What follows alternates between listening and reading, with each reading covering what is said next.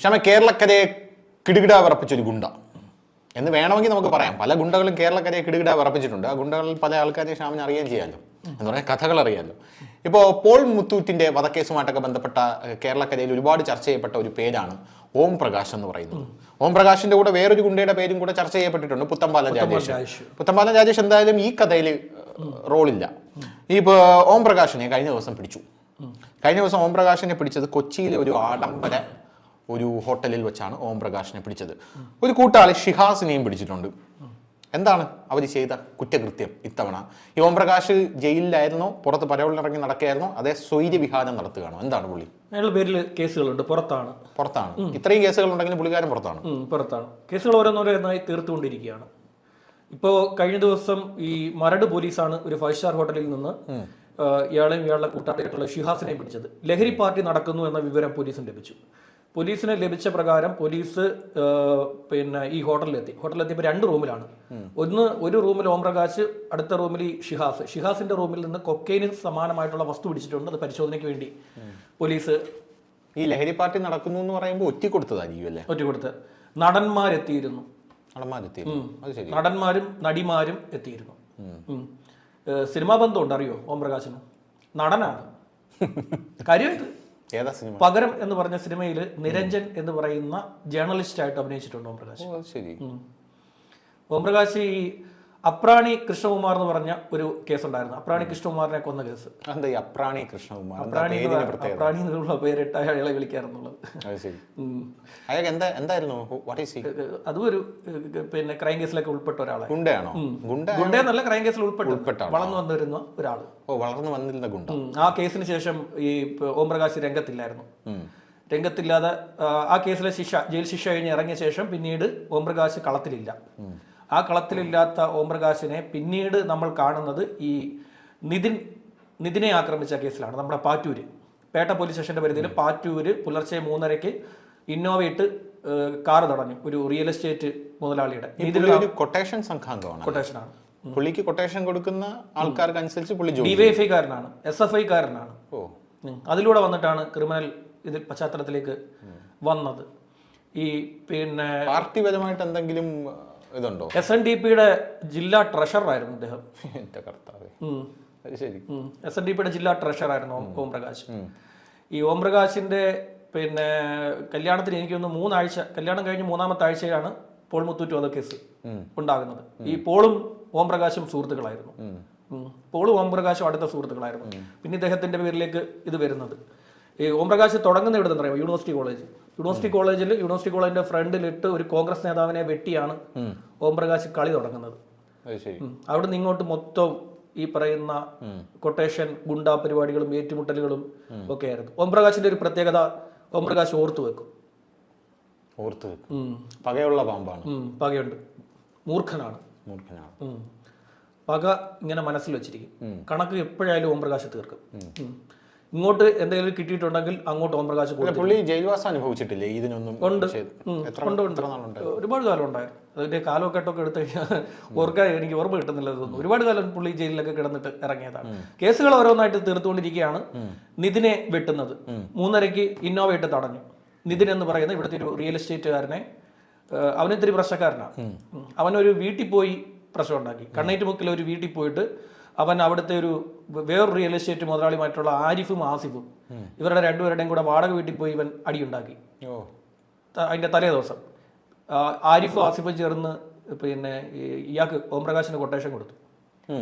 വണ്ടി തടഞ്ഞു പുലർച്ചെ 3:30. അങ്ങനെയാണ് പാറ്റൂര് വണ്ടി തടയുന്നത്. വണ്ടി തടഞ്ഞപ്പം വണ്ടി ലോക്ക് ചെയ്തപ്പോൾ വാളുകൊണ്ട് ഗ്ലാസ് അടിച്ചു പൊട്ടിച്ചു, തലയ്ക്ക് വെട്ടി. പേട്ട പോലീസ് എത്തിയാണ് ഇതിനെ ആശുപത്രി കൊണ്ടുവന്നത്. കൂടെ ഉണ്ടായിരുന്ന 2 പേരുണ്ടായിരുന്നു. 2 പേർക്കും പരിക്കേറ്റു. അതിനുശേഷം ഈ ഓം പ്രകാശ് ഒളിവിൽ പോയി. പിന്നീട് അറസ്റ്റായി, ജയിലായി. അങ്ങനെ കുറെ കാലം അങ്ങനെ ആയിരുന്നു. പിന്നീട് ഇപ്പോഴാണ് വീണ്ടും കേൾക്കുന്നത്. സിനിമാക്കാരുമായിട്ട് നല്ല ബന്ധമാണ് ഓം പ്രകാശിന്. സിനിമാക്കാരുമായിട്ട് നല്ല ബന്ധമാണ്. മാധ്യമപ്രവർത്തകരെ കണ്ണിന് കയറിയ കണ്ടുകൂടാ. മാധ്യമപ്രവർത്തകരോട് ഭയങ്കര ലഹരി പാർട്ടിക്ക് നടീ നടന്മാരുണ്ടായിരുന്നു എന്നാണ് പോലീസിന് ഇപ്പം ലഭിക്കുന്ന വിവരം. നടിമാരും നടന്മാരും ആ ഒരു ഹോട്ടലിലെ റൂമിൽ വിസിറ്റ് ചെയ്തിരുന്നു. പക്ഷെ NDPS കേസ് ഇയാൾക്കെതിരെ നിൽക്കത്തില്ല.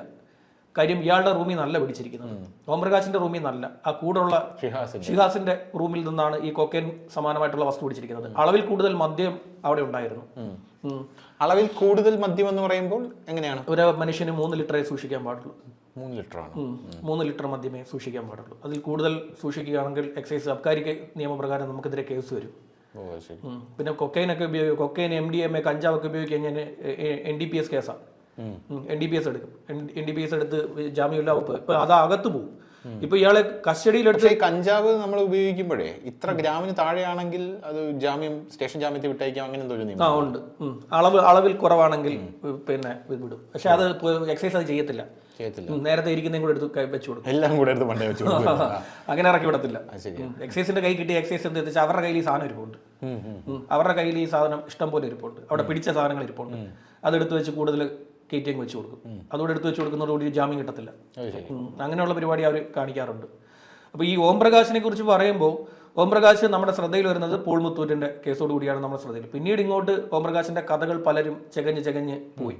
ഇതിനിടയിൽ പല വിവാദത്തിലും ഓംപ്രകാശ് പെട്ടു. ഈ ജില്ലാ ട്രഷററായിട്ട് മാറിയപ്പോൾ, SNDPയുടെ ജില്ലാ ട്രഷററായപ്പോൾ അത് വലിയൊരു വിവാദം ഉണ്ടായിരുന്നു.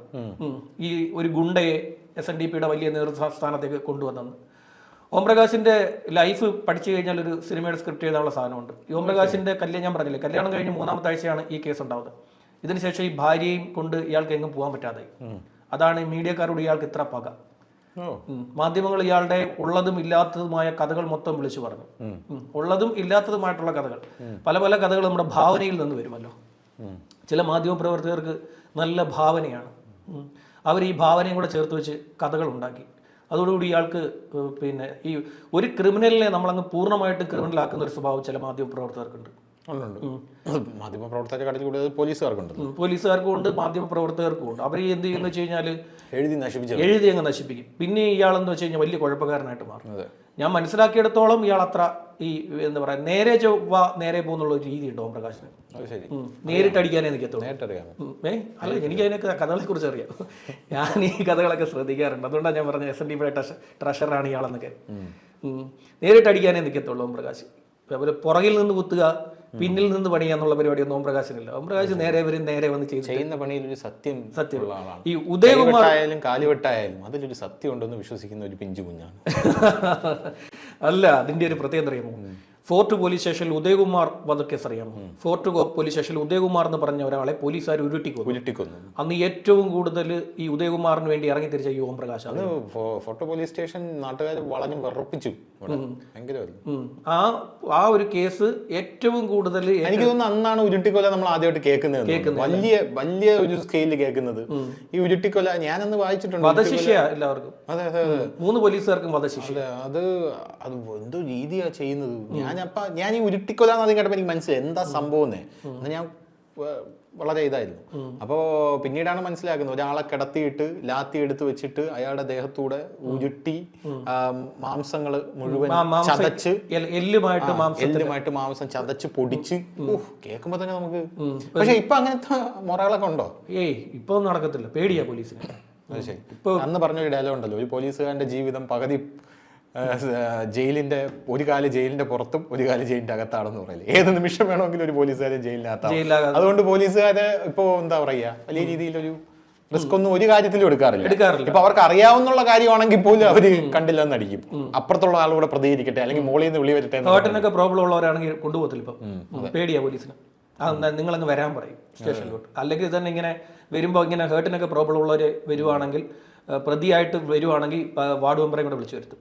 അവരുടെ തന്നെ വാർഡ് മെമ്പർ, സ്ഥലത്തെ വാർഡ് മെമ്പറെ കൂടെ വിളിച്ച് വാർഡ് മെമ്പറെ കൂടി ഇരുത്തിയേ നടപടി ഇപ്പോൾ പോലീസ് എടുക്കത്തുള്ളൂ. പേടിയാ. ഈ ഉദയകുമാർ കേസിന് ശേഷം പേടിയാ പോലീസിന്. ഉദയകുമാർ കേസിലെ 3 പോലീസുകാരെയും വധശിക്ഷയ്ക്കാണ് കോടതി വിധിച്ചത്. 3 പോലീസുകാർ വധശിക്ഷ കൊടുത്തു. അപ്പോൾ ഈ ഇതുപോലെയാണ് ഓംപ്രകാശിന്റെ കഥ. ഇപ്പൊ ഓംപ്രകാശിനെതിരെ NDPS എടുക്കാൻ സാധിക്കത്തില്ല. ഓംപ്രകാശ് പുറത്തു വരും. ഇപ്പൊ ഈ സിനിമ ഇനിയിപ്പോ വരാൻ പോകുന്ന കഥ എന്താണെന്നറിയാമോ? ഇനി അതിനുള്ളിൽ പങ്കെടുത്ത സിനിമാ നടിമാരും നടന്മാരും ആരാണെന്നുള്ള കഥ അതൊക്കെ പുറത്ത് വരണമല്ലോ. അത് പുറത്ത് വന്നില്ലെങ്കിൽ നാളെ ഈ നടിമാരെല്ലാം കൂടെ വന്നിട്ട് പറയാം അവൻ പീഡിപ്പിച്ചു